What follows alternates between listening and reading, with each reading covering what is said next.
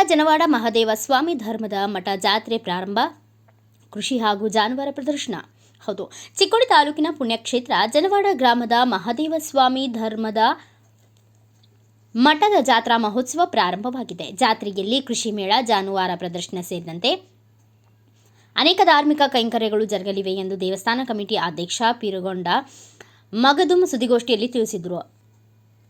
ಜಾತ್ರೆಯ ಕುರಿತು ಅಧಿಕ ಮಾಹಿತಿ ನೀಡಿದ ಅವರು, ಸೋಮವಾರ 23ರಂದು ಬೆಳಗ್ಗೆ ಮಹಾದೇವ ಸ್ವಾಮಿ ಪೂಜೆ, ಭಕ್ತರಿಂದ ದಂಡ ನಮಸ್ಕಾರ, ಗ್ರಾಮಸ್ಥರಿಂದ ಮಹಾ ನೈವೇದ್ಯ ನಡೆಯಲಿದೆ. 24ರಂದು ಆದಿಶಕ್ತಿಯ ಪೂಜೆ ಹಾಗೂ ಉಡಿ ತುಂಬುವ ಕಾರ್ಯಕ್ರಮ, 25ರಂದು ಬೆಳಗ್ಗೆ ನಿತ್ಯ ಪೂಜೆ, ಮಧ್ಯಾಹ್ನ ಮಹಾಪ್ರಸಾದ, ದಿನಾಂಕ 26ರಂದು ಆದಿಶಕ್ತಿಗೆ ಪೂಜೆ, ನೈವೇದ್ಯ, ಮಧ್ಯಾಹ್ನ ಜಾನುವಾರುಗಳ ಪ್ರದರ್ಶನ ನಡೆಯಲಿದ್ದು, ಅತ್ಯುತ್ತಮ ಎತ್ತುಗಳ ಜೋಡಿಗೆ ಅನುಕ್ರಮವಾಗಿ ಪ್ರಥಮ, ದ್ವಿತೀಯ ಹಾಗೂ ತೃತೀಯ ಕ್ರಮಾಂಕಕ್ಕೆ ಪ್ರಶಸ್ತಿ ಹಾಗೂ ಪದಕಗಳನ್ನು ನೀಡಿ ಗೌರವಿಸಲಾಗುವುದು. ಶುಕ್ರವಾರ 27ರಂದು ಬೆಳಗ್ಗೆ ಆದಿಶಕ್ತಿ ಪೂಜೆ, ಮಧ್ಯಾಹ್ನ ಕೃಷಿ ಪ್ರದರ್ಶನ ಪ್ರಾರಂಭವಾಗಲಿದೆ. ಅಲ್ಲದೆ ಮಹಾದೇವ ಸ್ವಾಮಿ ಮಠವನ್ನು ವಿದ್ಯುತ್ ದೀಪ ಹಾಗೂ ಪುಷ್ಪಗಳಿಂದ ಅಲಂಕರಿಸಲಾಗಿದ್ದು, ಗ್ರಾಮ ಪಂಚಾಯಿತಿ ವತಿಯಿಂದ ಗ್ರಾಮದ ಸ್ವಚ್ಛತೆ ಬರುವ ಭಕ್ತರಿಗೆ ಜಾನುವಾರುಗಳಿಗೆ ಶುದ್ಧ ಕುಡಿಯುವ ನೀರಿನ ವ್ಯವಸ್ಥೆ, ವೈದ್ಯಕೀಯ ಸೌಲಭ್ಯ, ಸುರಕ್ಷತೆಗಾಗಿ ಸದಲಗ ಪೊಲೀಸ್ ಠಾಣೆಯ ಸಿಬ್ಬಂದಿಗಳನ್ನು सज्जीಗೊಳಿಸಲಾಗಿದೆ ಎಂದು ತಿಳಿಸಿದರು. सोमवारी 23ला आणि 24ला पहाटे 3 वाजल्यापासून श्रींची पूजा असते आणि गुरुवारी महाप्रसाद असतो आणि जे पंचकृषी गाव आहेत त्यांची संध्याकाळी 3-4 भरपूर रश असते. तिने सर्व मला वाटते बेडक्या, भोज, शिरवाड, सदरगा त्या गावावरून मला वाटतं प्रत्येक गावाचा घरातला माणूस येऊन दर्शन घेऊन निवेदन दाखवून काय बाजार आहे, कृषी प्रदर्शन सगळं पाहून जातात. स्वामी जनवाड सालाबांप्रमाणे दिनांक 22 रोजी मला वाटते की जनवाड गावात हराळा महादेवच्या गजरात दंडवतपासून यात्रा चालू होते आणि 23पासून ती यात्रा 1 मार्चपर्यंत असणार आहे आणि 25 रोजी महाप्रसाद असतो. जी कोकणातली लोक येतात त्या महाप्रसादाला एक वेगळाच प्रतिसाद आहे. त्याच्यामुळे मंगळवारी आणि बुधवारी लाखोनी जनसंख्या येणारे दिवस आहे. महादेव स्वामींच्या चरणी वंदन करून आम्ही श्रींची यात्रा वर्षाप्रमाणे यावर्षी सुद्धा 23 फेब्रुवारी ते 1 मार्चपर्यंत आयोजित केलेली आहे.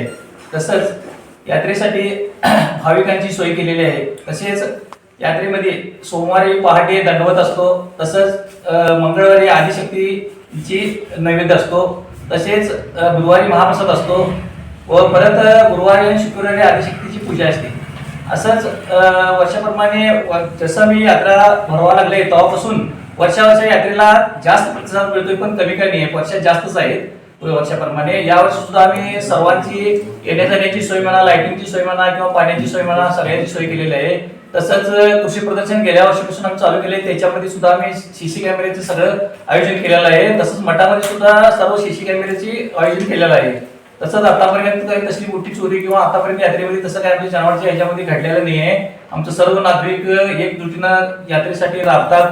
पंचायती म्हणा किंवा सर्व अधिकारी म्हणा किंवा आमच्या मठाच्या कमिटी म्हणा, याच्यामुळे आमच्या यात्रेमुळे अगदी सगळं काळजीपूर्वक करतात.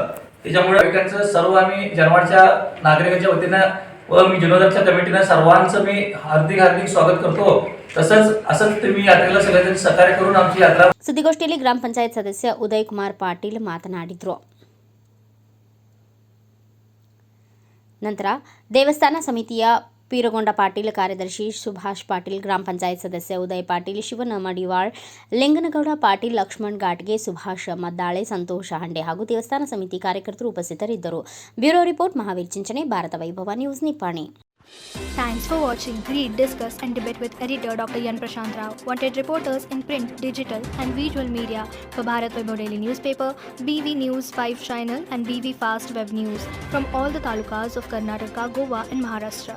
If interested, send your resume to 9019229369.